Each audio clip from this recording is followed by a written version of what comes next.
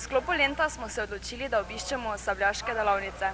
Torej, danes smo tukaj, kjer se učimo sabljati. Navedli ste, da je sabljanje pravzaprav elegantni ambasador športa, pa me zanima, zakaj. V bistvu predstavlja,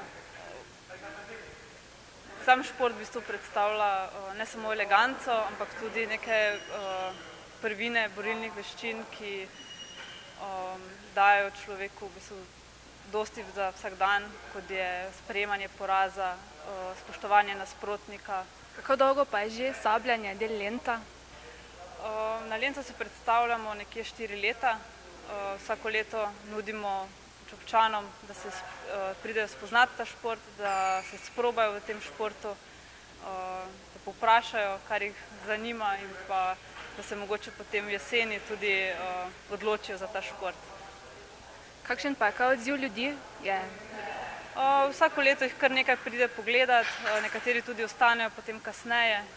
Najbolj so navdušeni otroci, tako da tudi imamo v nižjih kategorijah največjo udeležbo na treningih. Kako dolgo se pa že vi ukvarjate s tem športom? Sama se ukvarjam nekje 10 let z sabljanjem. Kako to, da ste se odločili za ta šport?